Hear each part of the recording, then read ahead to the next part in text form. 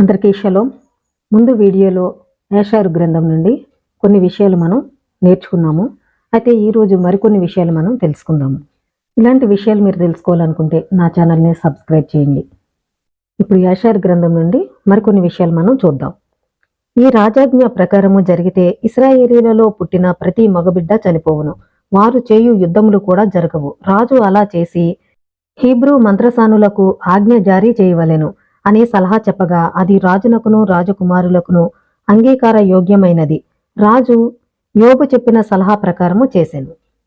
రాజు Hebrew మంత్రసానులలో షెప్రా అను పేరు, పూవా అనే పేరు గల వారిని పిలిపించెను. యెషయా గ్రంథంలో వారి పేర్లు షెప్రా మరియు పూవా అని ఉంది. ఇది మన తెలుగు బైబిల్లో నిర్గమకాండము 1వ అధ్యాయము 15వ వచనంలో షిప్రా పూయ అని మంత్రసానుల పేర్లు ఉన్నాయి. ఆ మంత్రసానులు రాజు ముందుకు వచ్చి ఆయన సన్నిధిలో నిలబడిరి. రాజు వారితో ఇట్లు చెప్పెను, మీరు హీబ్రూ స్త్రీలకు పురుడు పోయినప్పుడు పుట్టినవాడు మగబిడ్డ అయితే వాడిని మీరు చంపవలెను, కానీ ఆడబిడ్డ పుడితే దానిని బ్రతకనీయవలెను. ఆ మంత్రసానులకి రాజు ఆజ్ఞ ఇవ్వడం అనేది జరిగింది. మగపిల్లాడు పుడితే చంపివేయండి, ఆడపిల్ల పుడితే బ్రతకనివ్వండి అని అక్కడ ఆజ్ఞాపించడం అనేది జరిగింది. కానీ మంత్రసానులు ఎలోహింకు భయపడి ఐగుప్తు రాజు యొక్క మాటలు వినలేదు. వారు హీబ్రూ స్త్రీలకు పురుడు పోయినప్పుడు ఆడబిడ్డ పుట్టినను మగబిడ్డ పుట్టినను వారికి కావలసినవన్నీ చేస్తూ వారిని బ్రతకనిచ్చెను. ఈ విధంగా వారు అన్ని దినములట్లే చేసిరి. ఆ మంత్రసానులు మగబిడ్డల్ని చంపడానికి భయపడ్డారు, ఎందుకంటే తండ్రికి వారు భయపడడం అనేది జరిగింది. ఈ సంగతి రాజునకు తెలిసి అతడు మంత్రసానులను కబురు పంపి పిలిచి వారితో ఇట్లు చెప్పెను, మీరెందుకిట్లు చేసి ఆ శిశువులను బ్రతకనిచ్చితిరి? అప్పుడు మంత్రసానులు ఏకమై రాజుకిట్లు సమాధానము చెప్పిరి. రాజా, హిబ్రూ స్త్రీలు ఐగుప్తు స్త్రీల వలె ఉండునని తలంచవద్దు. ఇశ్రాయేలీలు మంచి దృఢమైన వారు. వారు మంత్రసాని రాకముందే ప్రసవించుచున్నారు. వారు ప్రసవించి చాలా దినముల వరకు శిశువులను మా యొద్దకు తీసుకుని రావడం లేదు. హిబ్రూ స్త్రీలు వారికి స్వంత మంత్రసానులున్నారు. వారు మంచి దృఢమైన వారు. అంటే రాజు ఆ మంత్రసానుల్ని పిలిచి మీరెందుకు ఇలా చేశారు, వారిని ఎందుకు చంపలేదు అని అడగడం జరిగింది. అప్పుడు ఆ మంత్రసానులు రాజుతో ఈ విధంగా చెప్తున్నారు, హెబ్రూ స్త్రీలు ఐగుప్తు స్త్రీల వంటి వారు కాదు, వారు చాలా దృఢమైన వారు. మంత్రసానులు రాకముందే వారు ప్రసవిస్తున్నారు. వారు చాలా దినముల వరకు ఆ బిడ్డలను మా దగ్గరికి తీసుకుని రావడం లేదు. హెబ్రూ స్త్రీలు వారికి సొంత మంత్రసానులు ఉన్నారు, వారు మంచి దృఢమైన వారు అని రాజుతో వీరు చెప్పడం అనేది జరిగింది. ఫరో ఆ మాటలు విని ఆ విషయంలో వారి మాటలు నమ్మెను. మంత్రసానులు రాజు దగ్గర నుండి వెళ్ళిపోయేరి. ఎలోహిం వారితో ఆ విధంగా చేయించినందులకు అట్లు జరిగినది. మరియు ఇశ్రాయేలీలు అమితంగా వృద్ధి చెందుతూ పెరిగిపోయేరి. అంటే ఎలోహిం ఆ మంత్రసానులతో ఆ విధంగా చేయించడం అనేది జరిగింది. కాబట్టి ఇశ్రాయేలు స్త్రీలు చాలా పిల్లల్ని కని అభివృద్ధి చెందడం జరిగింది. రాజు ఇశ్రాయేలీల మగపిల్లలందరినీ చంపివేయాలని ఆజ్ఞ జారీ చేసినప్పటికీ తండ్రి వారి పక్షాన ఉండి వారు ఇంకా అభివృద్ధి అయిపోయేలాగా చేయడం అనేది జరిగింది. ఇశ్రాయేలు స్త్రీలని వారి భర్తల దగ్గరికి వెళ్లకుండా అడ్డుకోవడం కూడా వారు చేశారు. అయినప్పటికీ వారు ఇంకా అభివృద్ధి చెందడం జరిగింది. లేవి సంతానమునకు చెందిన మనుష్యుడొకడు ఐగుప్తు దేశమునందుండెను. అతని పేరు ఆమ్రాము. అతడు ఇశ్రాయేలీయుడైన లేవి కుమారుడైన కెహాతు కుమారుడు. అతడు లేవి కుమార్తెయును మరియు తన తండ్రి సోదరి అయిన యొకెబెదును భార్యగా తెచ్చుకొనెను. ఆమె భార్యగా వచ్చు నాటికి వయస్సు 126 సంవత్సరములు. ఆమె గర్భవతి అయి ఒక కుమార్తెను కన్నది. ఆమె పేరు మిరియాము అని పెట్టిరి. ఎందుకనగా ఆ దినములలో ఇశ్రాయేలీల జీవితములలో ఐగుప్తీయులు చేదును నింపిరి. ఆమె మరలా గర్భవతి అయి ఒక కుమారుని కనెను. అతనికి అహరోను అని పేరు పెట్టిరి. ఆమె మరలా గర్భవతిగా నున్నప్పుడు ఫరో ఇశ్రాయేలీల మగబిడ్డ రక్తంను చిందింప ప్రారంభించెను.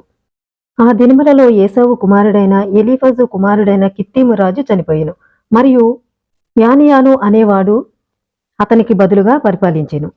మరియు కిత్తీము రాజు చనిపోయిన తర్వాత బెయేరు కుమారుడైన బిలాము కిత్తీము దేశము నుండి పారిపోయెను. మరియు అతడు ఐగుప్తు వెళ్లి ఐగుప్తు రాజైన ఫరో నొద్దకు వచ్చెను. ఫరో అతనిని గొప్ప గౌరవంతో ఆహ్వానించెను. ఫరో అతని విజ్ఞాన వివేకములను గూర్చి వినెను. అతనికి ఫరో ఎన్నో బహుమతులిచ్చెను. అతనిని తనకు సలహాదారునిగా చేసెను. అతని ఐశ్వర్యమును హోదాను పెంపొందించెను. జెఫో చనిపోయిన తర్వాత కిత్తీము నుండి బిలాము పారిపోవడం అనేది జరిగింది. అక్కడి నుంచి ఐగుప్తుకు వెళ్లి ఐగుప్తు రాజు దగ్గర ఉండడం జరిగింది. ఇశ్రాయేలీలు ఐగుప్తునకు వచ్చిన 130వ సంవత్సరమున ఫరో తన సింహాసనముపై కూర్చుని ఒక కలను కనెను. రాజు తన కన్నులెత్తి ఒక వృద్ధుడు తన ముందు నిలబడియుండుట చూచెను. అతని చేతిలో వ్యాపారులు ఉపయోగించే త్రాసులను చూచెను. ఆ వృద్ధుడు తన త్రాసును తీసుకొని రాజు ఎదుట వాటిని వ్రేలాడదీసెను. మరియు అతడు పాలు త్రాగు గొర్రెపిల్లను ఒక దానిని తీసుకొని త్రాసునందు రెండవ దాని అందుంచెను. ఆ గొర్రెపిల్ల వారందరికంటే అధిక బరువు తూగినది. ఫరో ఈ భయంకరమైన దృశ్యమును బట్టి ఆశ్చర్యపడిను. ఎందుకని ఈ గొర్రెపిల్ల అందరిపైన ఎక్కువ బరువు తూగినది? ఫరో మేల్కొని ఇది కళ అని గ్రహించెను. ఫరోకి ఒక కళ రావడం అనేది జరిగింది. ఆ కళలో ఒక వృద్ధుడు ఒక త్రాసును తీసుకొని పాలు తాగేటువంటి ఒక గొర్రెపిల్లను తూయడం అనేది జరిగింది. అది అందరికంటే కూడా చాలా బరువుగా ఉండడం ఆ ఫరో చూడడం అనేది జరిగింది. ఫరో ఉదయాన్నే పెందలకడ లేచి తన సేవకులనందరినీ పిలిచి తన కలను గూర్చి చెప్పెను. వారందరూ మిక్కిలి భయపడిరి. మరియు బెయోరు కుమారుడైన బిలాము రాజుకు తన కలను గూర్చి జవాబు చెప్పెను.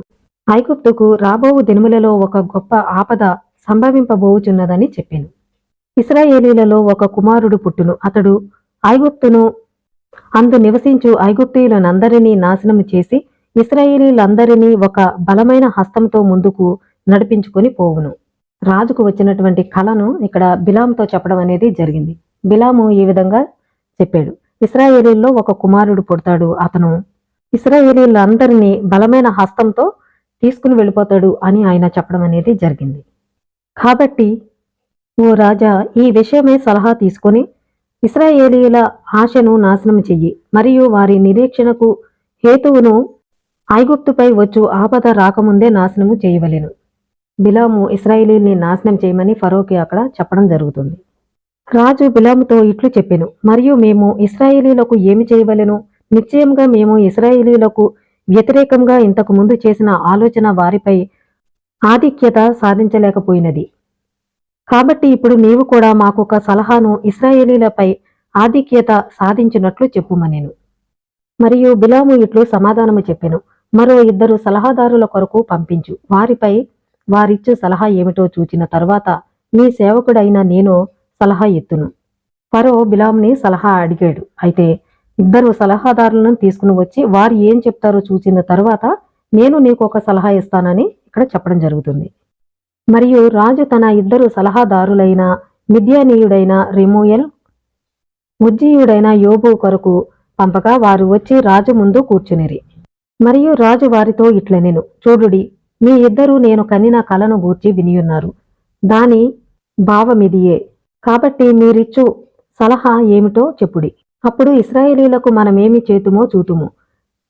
వారి వలన వచ్చు ఆపద మనపై పడకముందే మనము వారిపై ఆధిక్యతను కలిగియుందుము. మరియు మిద్యానీయుడైన రెమూయేల్ రాజుకిట్లు సమాధానము చెప్పెను, రాజు జీవించునుగాక, రాజు చిరకాలము జీవించునుగాక. ఇది రాజు దృష్టిలో మంచిదని తోస్తే ఆ హెబ్రీయులను వదిలివేయి. నీ చేయి చాపి వారికి అపకారము చేయవద్దు. వారిని ఎలోహిం గతకాలము నుండి ఏర్పాటు చేసుకొనిన మనుషులు భూమిపైనున్న దేశముల మధ్య నుండి రాజుల మధ్య నుండి వారసత్వం ఇచ్చిన వారసులు వారు. నిశ్చయంగా నీకు తెలియను, అబ్రహాము ఐగుప్తునకు వచ్చినప్పుడు నీకు ముందున్న ఫరో రాజు అబ్రహాము భార్య అయిన సారాను చూచి ఆమెను తనకు భార్యగా తీసుకునినప్పుడు ఎందుచేతనంటే ఐగుప్తీయులు అబ్రహామును సారాను బట్టి చంపుదురేమోనని తన చెల్లెలని చెప్పినందులకు అప్పుడు ఐగుప్తు రాజు సారాను చేరినప్పుడు వారి ఎలోహిం అతనిని కొట్టెను. అతనితో పాటు తన ఇంటి వారందరినీ వ్యాధులతో కొట్టెను. ఐగుప్తు రాజు తిరిగి సారాను అబ్రహామునకు అప్పగించు వరకు కొట్టి పిదప స్వస్థపరిచెను. గెరారీయుడైన ఫిలిస్తీయుల రాజైన అబీమెలెకును వారి ఎలోహిం అబ్రహాము భార్య అయిన సారా నిమిత్తము శిక్షించలేదా? వారి ప్రతి గర్భమును మనుషుల దగ్గర నుండి జంతువుల వరకు మూసివేసినట్లు నీవు వినలేదా? అప్పుడు అబీమెలెకుకు ఆ రాత్రి ఎలోహిం కలలో కనిపించి సారాను అబ్రహాముకు చేర్చు వరకు గెరారు ప్రజలను శిక్షించలేదా? మరియు అబ్రహాము వారి కొరకు ప్రార్థన చేయు వరకు తిరిగి వారిని స్వస్థపరచలేదు. అది నీవు వినలేదా? మరియు అబీమెలెకు తనకు వచ్చు ఆపదను బట్టి తన ప్రజలకు వచ్చు ఆపదను బట్టి భయపడి తిరిగి సారాను అబ్రహాముకు తిరిగి ఇచ్చి అతనికెన్నో బహుమతులను ఇవ్వలేదా? అది నీవు వినలేదా? అది నీకు తెలియదా? మరియు ఇసాకును గెరారు నుండి వెళ్ళగొట్టినప్పుడు వారి ఎలోహిం అతని పట్ల అద్భుత కార్యములు చేయలేదా? గెరారు దేశపు నీటి వనరులను ఎండగొట్టలేదా? ఫలములిచ్చు చెట్లను నిలిపివేయలేదా? గెరారు రాజైన అబీమెలెకు మరియు అతని స్నేహితుడు అతని సైన్యాధిపతి కలిసి వెళ్లి ఇసాకు ముందు నేలకు వంగి నమస్కరించు వరకు వారికి శిక్ష అట్లే ఉన్నది. మరియు వారి వెళ్లి ఇసాకును ప్రార్థించు వరకు ఆయన ఎలోహింను ప్రార్థించి వేడుకొనిన తరువాత వారిని స్వస్థపరిచెను. యాకోబు కూడా తన అన్న చేతిలో నుండి తన నిజాయితీ వలన విడుదల పొందలేదా? మరియు యాకోబు తల్లి అన్న అయిన సిరియనుడైన లాబాను కూడా యాకోబు ప్రాణమును తీయవలెనని చూచినప్పుడు మరియు కానాను రాజులందరూ యాకోబును అతని కుమారులను నాశనము చేయవలెనని కలిసి వచ్చినప్పుడు వారి చేతుల నుండి వారి ఎలోహిం వారిని రక్షించలేదా? తిరిగి యాకోబు కుమారులు వారిపై పడి వారినందరినీ కొట్టలేదా? ఇది నీకు తెలియదా? నిశ్చయంగా ఫరో నీ తండ్రికి తండ్రి యోసేపు యొక్క జ్ఞానమును చూచి యాకోబు కుమారుడైన యోసేపును తన రాజకుమారులందరికంటే పైగా అతనిని హెచ్చించలేదా? అప్పుడు అతడు తన జ్ఞానమును బట్టి ఐగుప్తీలందరినీ భయంకరమైన కరువు నుండి విడిపింపలేదా? అది నీవు వినలేదా? తదుపరి ఫరో యాకోబు కుమారులందరినీ వారి నీతి నిజాయితీని బట్టి ఐగుప్తుకు రమ్మని చెప్పలేదా? వారిని బట్టి కరువు నుండి విముక్తి పొందలేదా? కాబట్టి ఇప్పుడు ఇది మీ దృష్టిలో మంచిదనిపిస్తే ఇశ్రాయేలీల సంతతి వారిని నాశనము చేయటం మానుకొనుము. ఇది మీకు అంగీకారమైతే వారిని ఐగుప్తులోనే ఉండనిమ్ము, లేకుంటే వారిని ఇక్కడ నుండి పంపించుము. వారు వెళ్లి కానాను దేశములోనే వారు పితరులు నివసించిన దేశములో వారుండెదరు. మరియు మిద్యానీయుడైన రెమూయేలు చెప్పిన మాటలు అన్నీ వినిన తర్వాత అతనిపై కోపము అధికముగా వచ్చెను. కాబట్టి అతడు లేచి రాజు నొద్ద నుండి వెళ్లి తన దేశమైన మిద్యానుకు వెళ్ళిపోయెను.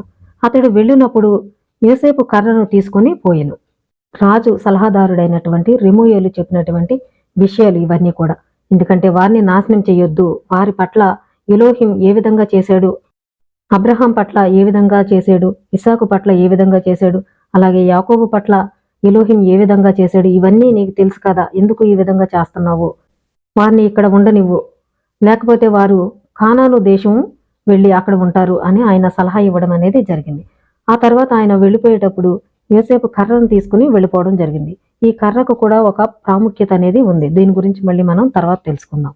రాజు అప్పుడు ఉజ్జీయుడైన యోబుతో ఇట్లా నేను యోబు హెబ్రీయులకు సంబంధించి నీవేమి సలహా చెప్పుదువు అనేను. రాజు మళ్ళీ యోబుని అడగడం అనేది జరిగింది. అయితే ఈయన ఏం చెప్తాడు అనే విషయాలు మళ్ళీ యాషర్ గ్రంథం నుండి తర్వాత వీడియోలో మనం తెలుసుకుందాం. ఇలాంటి మరిన్ని విషయాలు మీరు తెలుసుకోవాలనుకుంటే నా ఛానల్ని సబ్స్క్రైబ్ చేయండి, లైక్ చేయండి, ఇంకా మీకు తెలిసిన వాళ్ళకి ఈ వీడియోలు షేర్ చేయండి. అందరికీ షలోమ్.